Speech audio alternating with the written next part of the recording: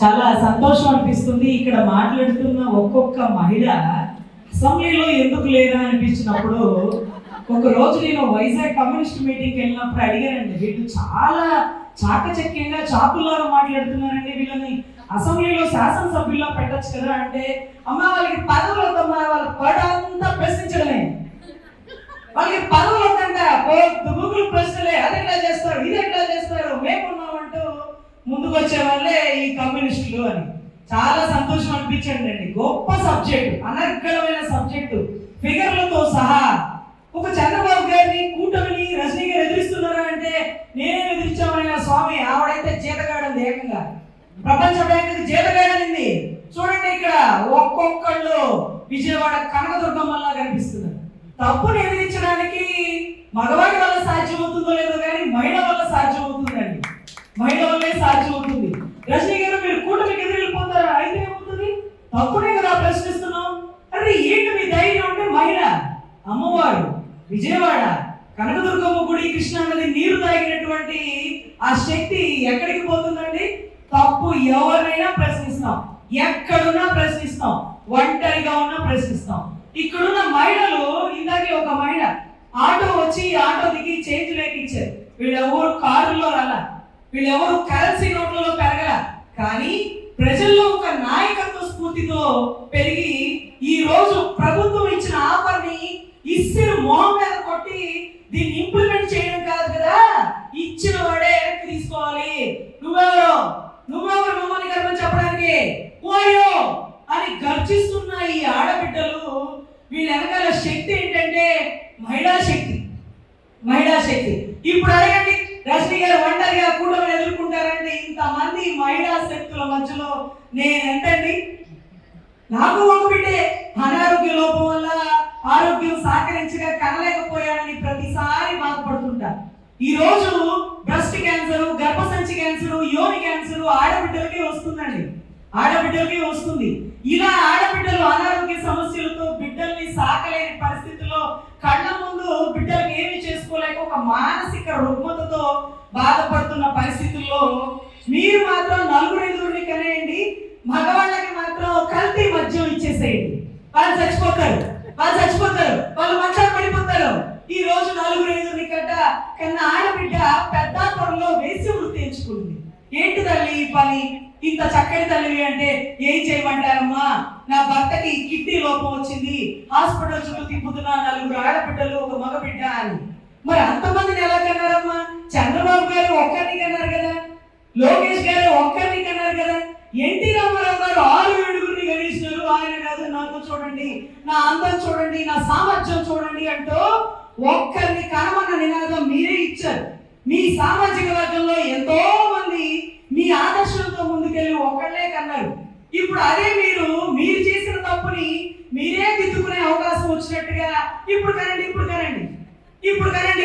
మీకు అవసరం. మరి అప్పుడు ఎన్టీ రామారావు గారు అప్పుడు ఎంతమంది అన్నాడు, ఒక్కొక్కడు ఒక్కొక్క రంగం, పురంధేశ్వరి గారు, బాలయ్య బాబు గారు, మీ భార్య గారు, ఇక ఎంతో మంది పిల్లలు కదా ఆయనకి.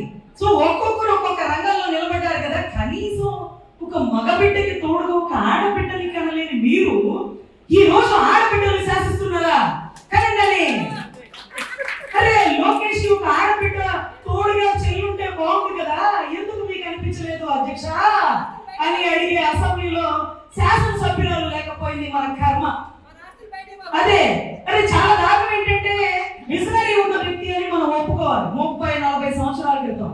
ఎందుకంటే మహిళల వల్ల సమస్య వస్తుందని ఆయనే ముందు పసిగట్టారు. ఈ మాత్రం సమస్య వస్తుందని తెలియక రాజశేఖర రెడ్డి గారు షర్మిలమ్మను గణేశారు, కేసీఆర్ గారు కవితను గణేశారు. ఈ రోజు చూడండి, ఏకులా వచ్చి మేకై అన్నకి కుటుంబానికి ఎదురెళ్తుంది ఆడబిడ్డే.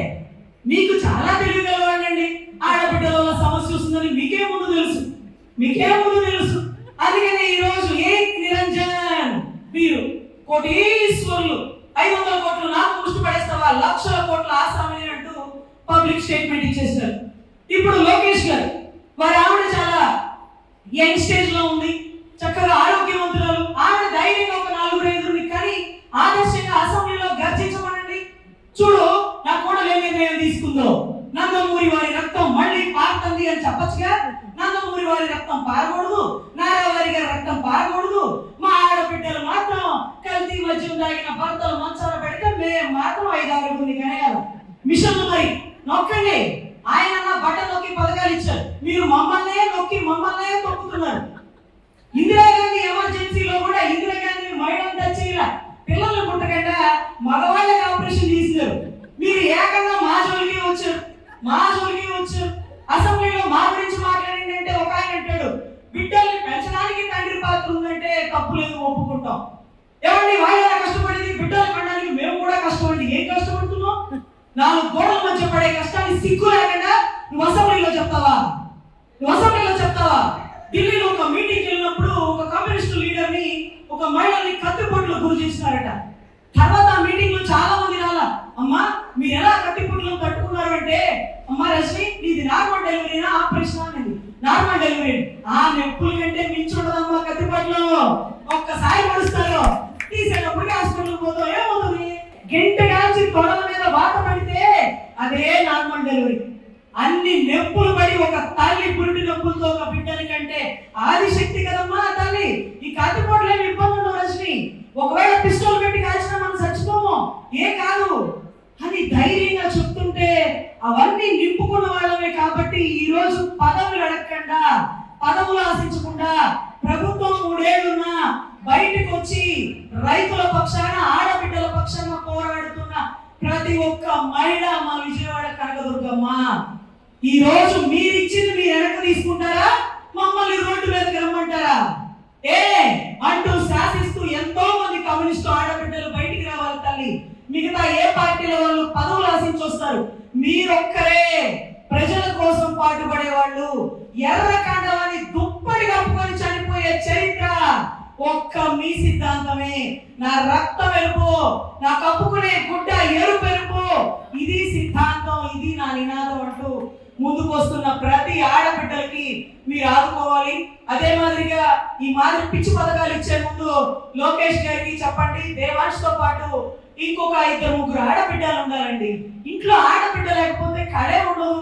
అలాంటివి మీకు మాత్రం ఉంది ఆడబిడ్డ, మాకు మాత్రం పుట్టేయాలి గంపలుగా. ఒరిస్సా ట్రైన్ చూసినారు ఎప్పుడన్నా? జనరల్ కోట ఎలా ఉంటుందో తెలుసా? దండిగా ఉంటారు జనాలు, ఎందుకంటే ఆ రాష్ట్రంలో జనాభా ఎక్కువ. మన ఆంధ్ర రాష్ట్రంలో తిరుమల నారాయణ ఎక్స్ప్రెస్ చూసినారా?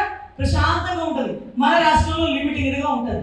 అరే ఒరిస్సా నుంచి కూలీలను తెచ్చుకోవాలి, ఇబ్బంది అయిపోతుంది, కరేమరండి అంట. అంటే ఒరిస్సా నుంచి కూలీలను తెచ్చుకోవడానికి ఇబ్బంది అయిందని మమ్మల్ని కనమని మా బిడ్డల్ని రిక్షా వాళ్ళుగా, ఆటో వాళ్ళుగా, మీ కింద కూలీలుగా, కార్మికులుగా తీర్చిదిద్దుతాడు. రేషన్ కార్డులు ఆగిపోయిన రోజున, విద్య ఫ్రీగా, వైద్య ఫ్రీగా ఇచ్చిన రోజున మా ఆడబిడ్డలతో చర్చలు జరిపి మాకు ఇష్టమైతే అప్పుడు మీరు ఈ ఉద్యమాన్నో లేకపోతే ఈ పథకాన్నో తీసుకురండి. మాకు ఇష్టం లేకుండా, లేకపోతే మేము rules and regulations, free Vidya free వైద్యం అదే మాదిరిగా తీసుకొచ్చి రేషన్ కార్డులు ఉండకూడదు. ఎందుకంటే అందరూ డెవలప్మెంట్ లో ఉండాలి, దారిద్ర్య రేఖకు దిగువను కాదు. సో ఖచ్చితంగా ఒక పథకం ఇచ్చేటప్పుడు సలహాలు అడగాలని కూడా లేకుండా అసెంబ్లీ సాక్షిగా చర్చలు ఇస్తుంటే సిగ్గుతో వాళ్ళు తలదించుకునే పరిస్థితిలో ఉన్నారండి రాష్ట్ర ప్రజలు. దయచేసి ప్రతి ఒక్కరు మహిళలకి రక్షణ కల్పించలేకుండా హాస్టల్లో చనిపోయిన ఆడబిడ్డకి రక్షణ కల్పించలేరు. నిన్న రోజు నా సోదరి సుగాలి ప్రీతి తల్లితో నుంచొని ఉద్యమం చేస్తుంటే హాస్టల్లో ఉన్న బిడ్డకి రక్షించలేరు. కానండి ఏంటిది? సో ఖచ్చితంగా పునరాలోచన చేయాలి. ఇటువంటివి చర్చలు లేకుండా అసెంబ్లీలో స్టేట్మెంట్లు ఇచ్చేయకండి. మీ పరువు పోతుంది. మీ పరువు తీసే వాళ్ళు కూడా ఆడబిడ్డలే.